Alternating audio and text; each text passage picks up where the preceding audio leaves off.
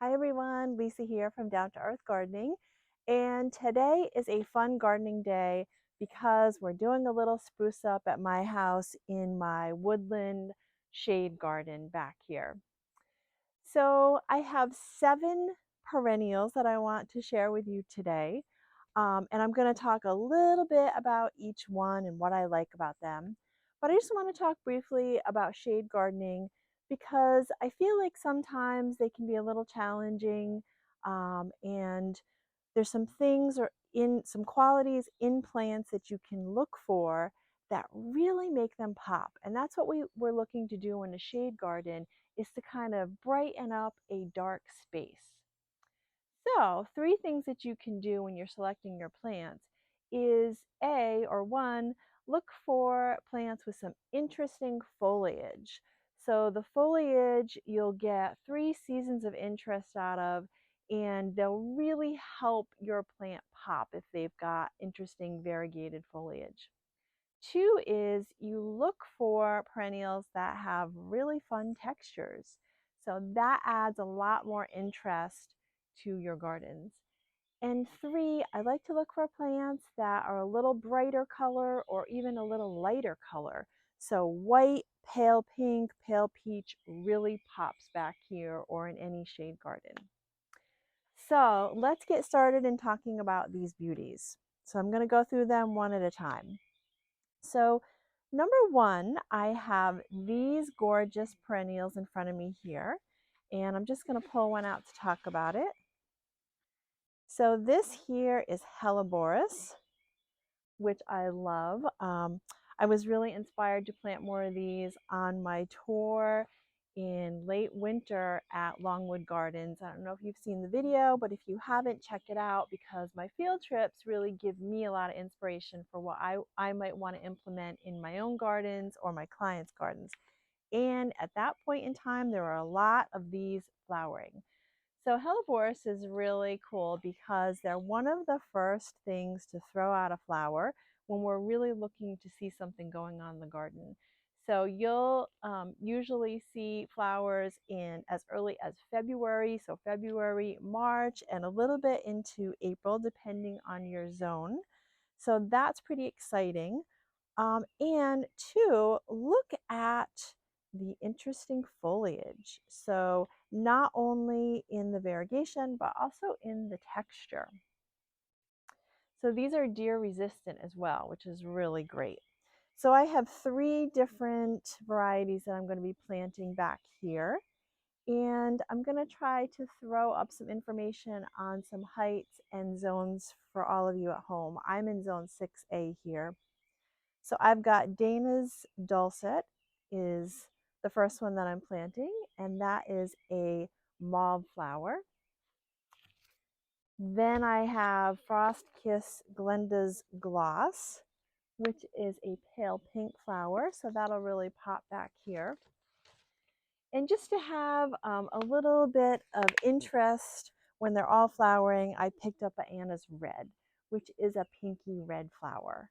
So these are going to be beautiful incorporated into this garden back here. Okay, so number 2, I have a hosta here in the mix, which you can't go wrong with the hostas in the shade. And there's so many beautiful different leaf colors, and there's a few different flower colors as well.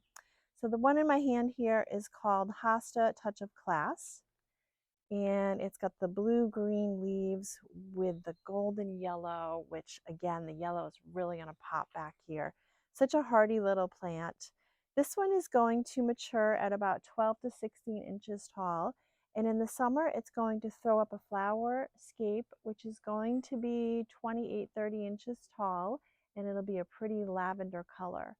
Now, the hummingbirds love the hosta flowers, and I will also use the hosta flowers as well as the leaves in a lot of my fresh bouquets. So this will be a fun one to put in the mix back here. However, notice I only have one of them here. I'm trying the hostas out because if you'll remember, I've got my deer fencing up back here. We're backed up against the woods, and the deer love hosta. So I'm going to give this one a go, and I've used this one before in gardens, and it is a beauty. All right, the next perennial that I have for you in the lineup today is a heuchera, and it's a Dolece spearmint. So really pretty plant, and it is in full bloom right now, so you get to see the flowers as well. But the foliage again is very interesting. It is green with a little silvery gray in here, and it's a pretty shape.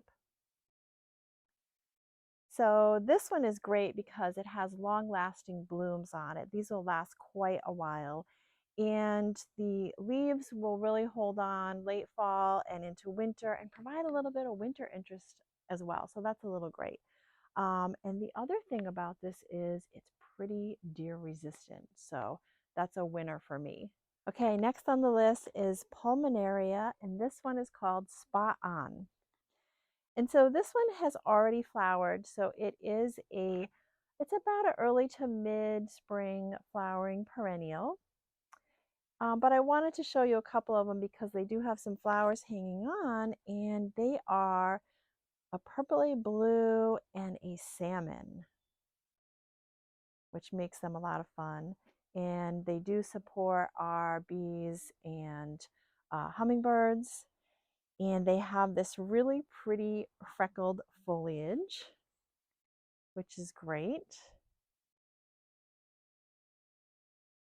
So these will get to be about 14 inches tall when they're mature. But I also think these are going to be wonderful because of the freckled foliage, and it just makes it really interesting. And the flowers are a definite bonus for this one. And here we have some Brunnera, which is also called false forget-me-not. And that's because they throw out these pretty little bluish petite flowers in the spring. So it does remind people of forget-me-nots.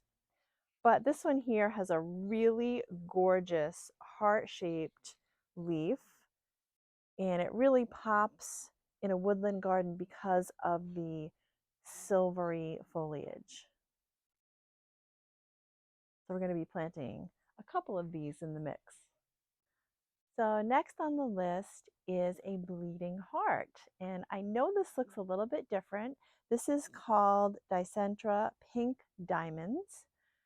It's a little bit different than what we're used to seeing, which is the taller and beefier old-fashioned bleeding heart.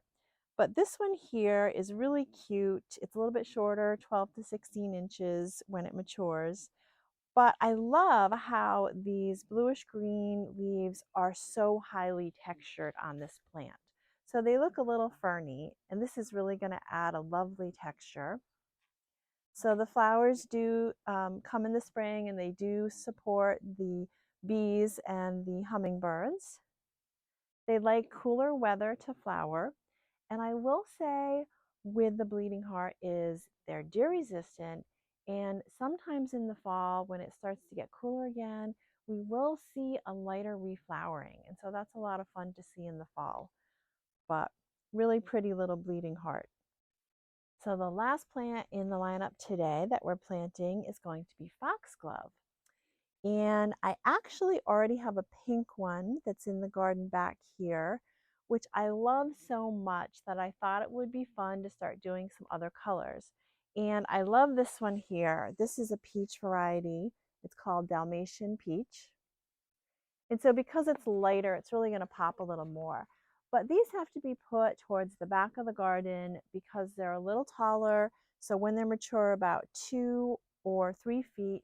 And I just love the look of the flowers and how they throw up these multiple spikes. So with that said about the foxglove, I do want to mention that they are very toxic plants, all parts of them.